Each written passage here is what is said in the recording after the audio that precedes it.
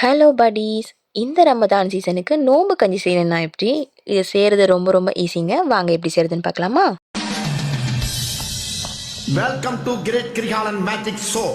நோம்பு கஞ்சி செய்கிறதுக்கு 1 கப் அளவு பச்சரிசி எடுத்துக்கோங்க. அதே கப்பில் 1/4 கப் பாசிப்பருப்பு எடுத்துக்கோங்க. இது ரெண்டுத்தையும் நல்லா கழுவிட்டு ஒரு 1/2 மணி நேரம் ஊற வச்சுக்கோங்க. நோம்பு கஞ்சி செய்கிறதுக்கு தேவையான பொருள் எல்லாம்: ஒரு வெங்காயம், ஒரு தக்காளி, 3-4 பச்சை மிளகா, ஒரு கேரட், மல்லி, புதினா. இன்றைக்கி நான் பீஃப் எடுத்துருக்கேங்க. ஒரு வேளை உங்களுக்கு நான்வெஜ் பிடிக்காது இல்லை வேணான்னு யோசிச்சிங்கன்னா இதை நீங்கள் ஸ்கிப் பண்ணிக்கலாம். பீஃப்க்கு பதிலாக நீங்கள் மட்டன் கூட யூஸ் பண்ணிக்கலாம். ஓகே, இப்போ ஒரு குக்கர் எடுத்துக்கோங்க. கொஞ்சமாக எண்ணெய் ஊற்றிக்கோங்க.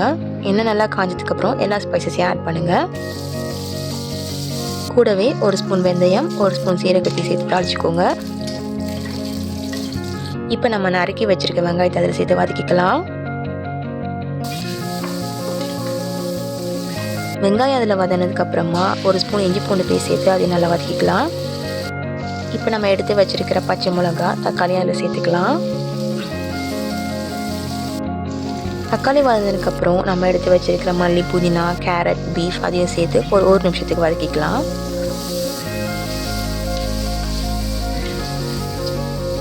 ஓரளவுக்கு இதுங்கெல்லாம் வதங்கினதுக்கப்புறமா 1/4 ஸ்பூன் மஞ்சத்தூள், 1 ஸ்பூன் மிளகாத்தூள் சேர்த்துக்கலாம். இது எல்லாத்தையும் மிக்ஸ் பண்ணதுக்கப்புறமா இப்போ நம்ம எடுத்து வச்சுருக்க அரிசி பருப்பு அதில் சேர்த்துக்கலாம். அரிசி பருப்பு எந்த பாத்திரத்தில் எடுத்தோமோ அதே பாத்திரத்தில் 3 மடங்கு தண்ணி ஊற்றணும்.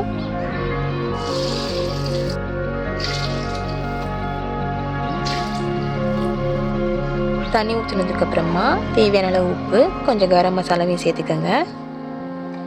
எல்லாத்தையும் ஓரளவுக்கு மிக்ஸ் பண்ணிவிட்டு குக்கரை மூடி மீடியம் ஃப்ளேமில் ஒரு 3-4 விசில் வச்சு எடுத்துக்கோங்க. ப்ரெஷர் ஆடாததுக்கப்புறமா நீங்கள் ஓப்பன் பண்ணிங்கன்னா கொஞ்சம் கட்டியாக இருக்கிற மாதிரி தான் இருக்கும். நீங்கள் நோம்பு கஞ்சி குடிக்கிறதுக்கு முன்னாடி ஒரு பாத்திரத்தில் உங்களுக்கு எவ்வளோ தேவையோ எடுத்துக்கோங்க. கொஞ்சமாக தண்ணி ஊற்றி டைல்யூட் பண்ணிக்கோங்க. உங்களுக்கு கட்டியாக வேணும்னா கொஞ்சமாக ஊற்றுங்க.